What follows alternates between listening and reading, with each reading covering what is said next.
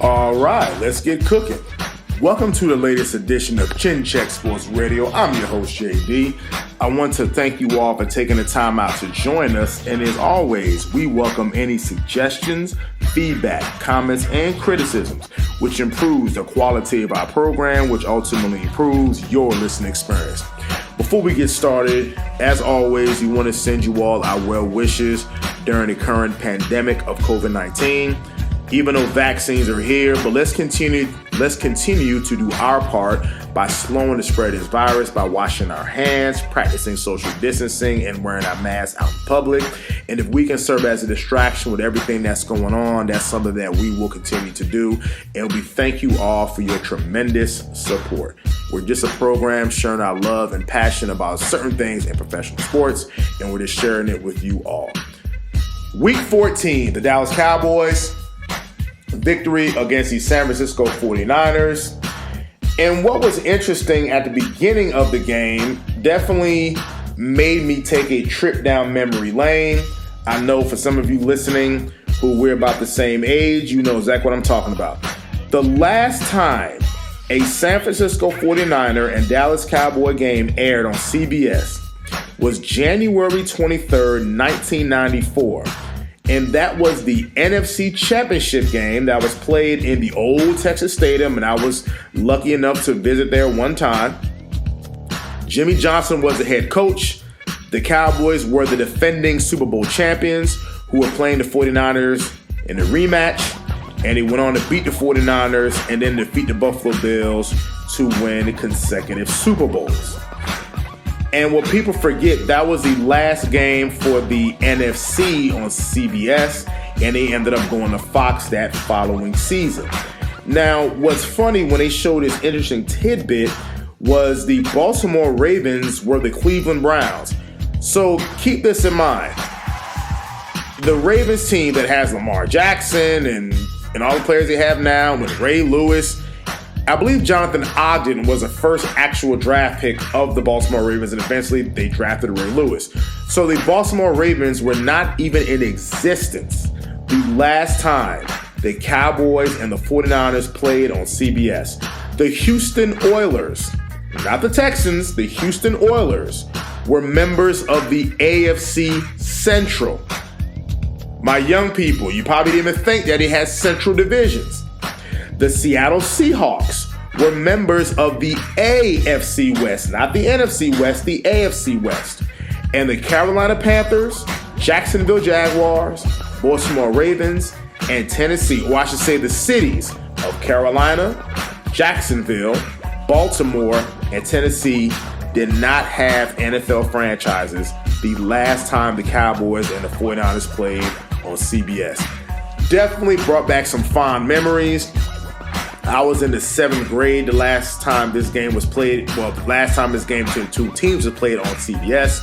And that was considered my golden era of professional football during that time, because you had great wars with the Cowboys and the 49ers, not even forgetting the Green Bay Packers. And let's go with the Cowboys. You had Troy Aikman, Steve Young, Jerry Rice, Michael Irvin, Emmitt Smith, Ricky Waters, Moose Johnston.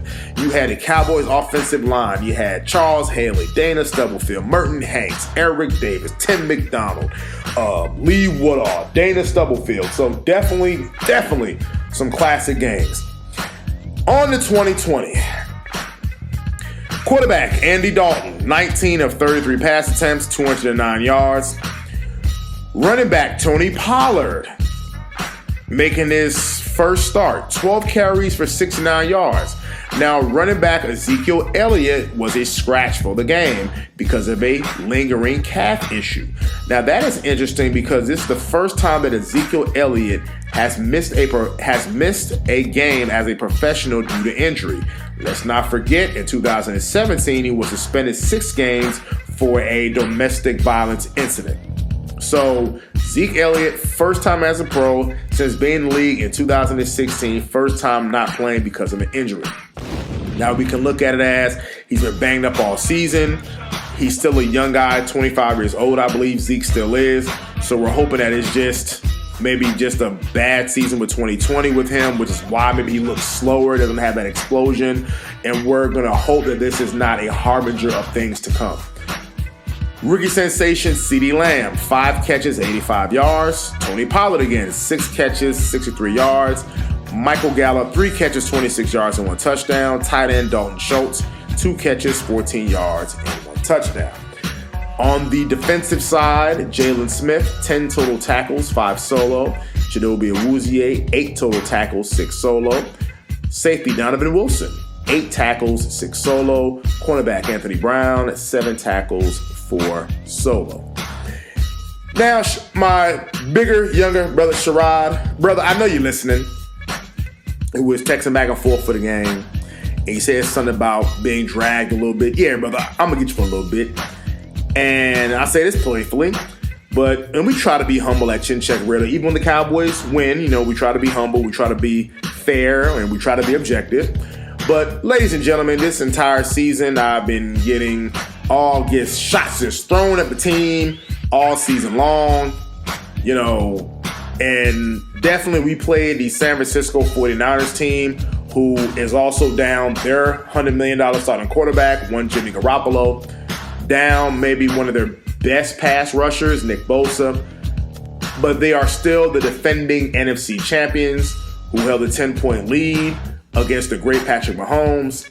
They still actually, despite all these subtractions and trading DeForest Buckner to the Colts and losing Nick Bosa, they actually still have a top 10 ranked defense. So, showing no love, showing no sympathy, and definitely was a good win, and we'll discuss the ramifications of this win.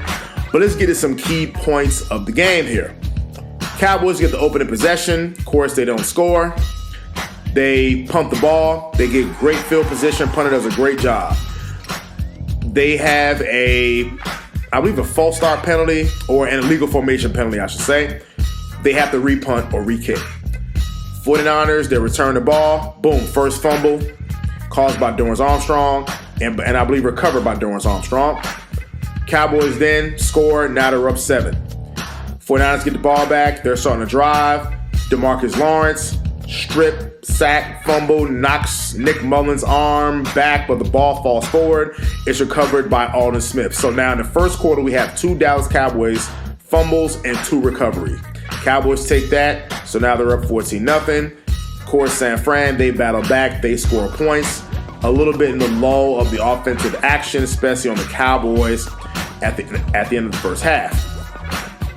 Action really doesn't pick up until the fourth quarter when the 49ers trying to stage something of a comeback. Nick Mullins is picked off first by Donovan Wilson, who actually made a great play. He's picked off first, and they get a field goal out of it and had a problem with that. Just getting all these turnovers, you should be getting touchdowns and not field goals. Cornerback Anthony Brown then gets an interception, has a good run back. And let me say this, and this is us being fair and objective as Cowboys fans here. Anthony Brown, you and the rest of the Dallas Cowboys defense have been pretty pitiful. You all have been putrid, and you all have been pathetic all season. Now, I know teams have a thing where, especially defensive players, when they make a huge play, they run down, they start mugging in front of the cameras. This defense has no reason to mug for anything or anyone. You've been awful all season. Pretty much you should have taken your interception, jogged onto the sideline, encouraged your offense, and sat down. Because even though they showed a graphic that the defense has improved, and I'm not going to use the word improved because considering how atrocious and awful you were, anything would have been better than that product I saw on the field for the first 8, 9, 10 some odd weeks. And this improvement has been pretty much against the Cincinnati Bengals and the 49ers. So I'm not going to sit there and say, yeah, see, our defense is improving and we're looking good and our players are showing up. No, this is the competition. This is the competition that you're playing against, and I expect you to produce results. So after that Anthony Brown interception, Tony Pollard takes the ball, runs it, and he runs to the end zone, scores a touchdown, which you would think was the final nail in the 49ers coffin. 49ers get the ball back. They score a field goal over touchdown. I forget what they scored. They go for the onside kick. CeeDee Lamb takes the onside kick back for a touchdown.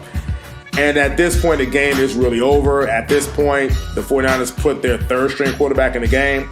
And what did upset me was him throwing a Hail Mary, and the receiver came down with it as time expired. Yes, even though it meant nothing. Yes, even though the game was over. But it should not even have to come to that. So if I hope that the coaches were looking at that to say, what kind of effort was that? You know, we can't have that. You should know, bat the ball down. Don't get complacent even though you're up, because those little things can come back and bite you if they were a winning team, and clearly they're not.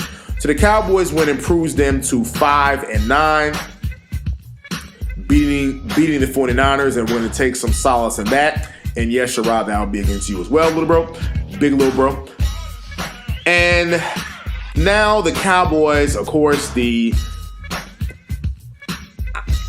goes into, should they have been tanking? Should they have been trying to play for a high draft pick?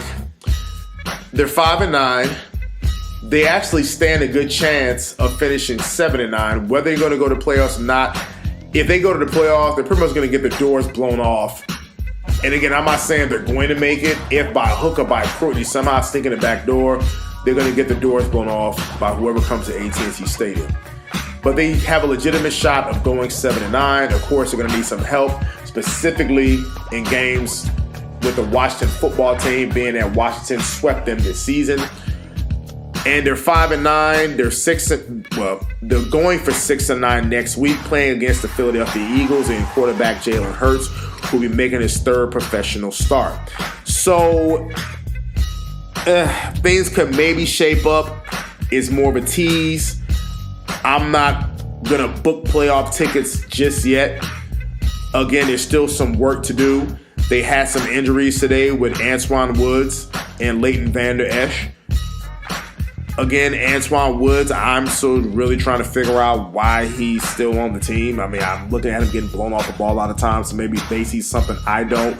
Leighton Vander Esch, if you figure you take away his great rookie season, has been average at best since then. So I believe Trayvon Diggs should be coming back. Hopefully Zeke should be back. But at this point, I see more of a burst. I see more of speed from Tony Pollard. So the Cowboys, I don't want to say the needle is up.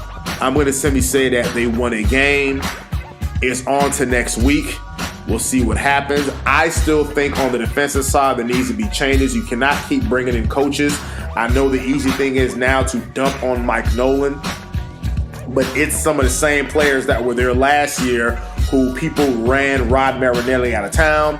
So it's the same players that are there. So you cannot keep swapping coaches, and yet the problem players are still there. So you're going to need a complete overhaul of players. But the problem is there are so many needs on this team, specifically on the offensive line, because now it makes you wonder, should they rebuild the offensive line? Because those offensive lines of 2014, 2016, they're not the same players.